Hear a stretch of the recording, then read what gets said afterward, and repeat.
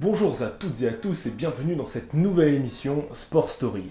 Le principe de cette émission est simple, je choisis de vous parler d'un sport, que ce soit des plus connus aux plus insolites, et je vous raconte son histoire, comment le sport a été créé, quelles étapes a-t-il entrepris pour arriver de son origine à aujourd'hui, et tout ça bien sûr dans la détente et la bonne humeur. Rugbyman oblige, cet épisode portera sur le rugby, ce sport qui mêle à la fois poésie et harmonie.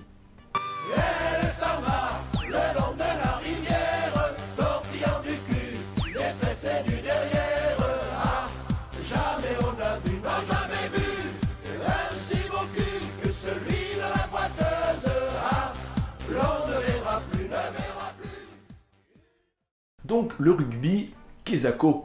Le principe du rugby est que deux équipes s'affrontent lors d'un match physique et intense. L'objectif principal de chaque équipe sera d'emmener le ballon dans l'embut adverse, avec en bonus la possibilité d'exploser 2-3 joueurs dans le tas.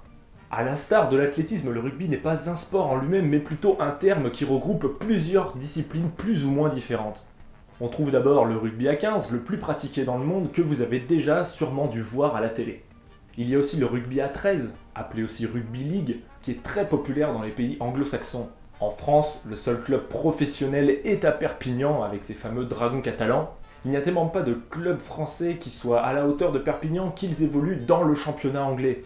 Et oui, il faut bien que les Perpignanais soient bons quelque part. Il y a ensuite le rugby à 7, un petit peu moins populaire que les deux autres, mais quand même.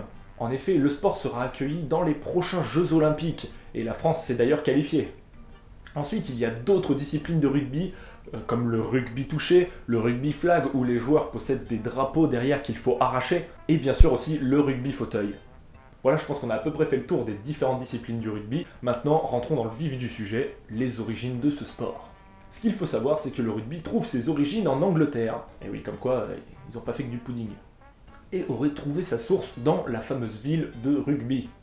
Évidemment. La légende voudrait qu'au cours d'un match de football en 1823, William Webb Ellis, encore élève dans le collège de rugby, prenne le ballon avec ses mains et le porte derrière l'embut adverse, alors que la règle stipulait qu'il fallait pousser le ballon avec les pieds. Ce fut aussi le premier cas concret d'une bonne idée venant d'un Anglais. Mais la création du rugby est bien plus complexe que ça, vous l'imaginez. Durant l'époque victorienne, chaque collège avait ses propres règles du football. Et attention, je dis bien football et pas rugby, car le rugby n'existait pas encore à cette époque. Certains prônaient le jeu au pied et plutôt technique, alors que d'autres, comme Thomas Arnold, préféraient la méthode plus virile et bourrin où on pouvait prendre le ballon avec ses mains. Et c'est lors de l'arrivée des chemins de fer en Angleterre que ça a commencé à poser problème. En effet, avec l'arrivée des chemins de fer, les villes se rencontraient plus facilement pour faire des matchs de football. Mais l'organisation était super chiante parce qu'il fallait que chacun s'adapte aux règles de l'autre. Vous imaginez le bordel. Une réunion est alors mise en place pour trouver des règles universelles afin que tous les collèges soient d'accord. Mais bien sûr, c'est pas aussi simple et on retrouve très rapidement deux parties dans la réunion. Je vous en avais déjà parlé avant, il y a ceux qui prônent le jeu au pied, le football soccer, et ceux qui préfèrent le jeu à la main, le football rugby. De cette dispute naîtra deux sports, le football association, qui deviendra plus tard le football que tout le monde connaît, et le rugby football. La morale, c'est que le rugby et le football avaient un ancêtre commun, mais que l'un est resté singe, alors que l'autre est devenu un homme. Le rugby football se distingue alors de plus en plus de son cousin, le football soccer, enlevant les buts et les remplaçant du coup par le fameux embut avec ses grandes perches, et autorisant les passes à la main. Le rugby se développe alors partout dans le monde grâce aux colonies anglaises qui prennent un gros pourcentage du globe terrestre, et aussi en France, ce qui comme par hasard ne plaît pas du tout aux Anglais. Le rugby est resté un sport amateur très longtemps, et la première vraie Coupe du Monde professionnelle n'a eu lieu qu'en 1987. Mais le rugby ne possède des joueurs avec un statut de professionnel que depuis 1995, ce qui fait que le rugby est à la fois un vieux sport dans sa pratique, mais un sport très récent pour ce qui est du professionnalisme. Voilà, vous en savez maintenant un peu plus sur les origines du rugby, je ne vais pas m'étaler dans toutes les dates, ce n'est pas intéressant et pas important. À chaque fin de vidéo, je vais rajouter une question subsidiaire que je me suis posée au moment de faire la vidéo, ou que vous vous êtes déjà posée en vous intéressant à ce sport. Et pour cette vidéo, ce sera « Pourquoi les All Blacks sont-ils aussi forts ?»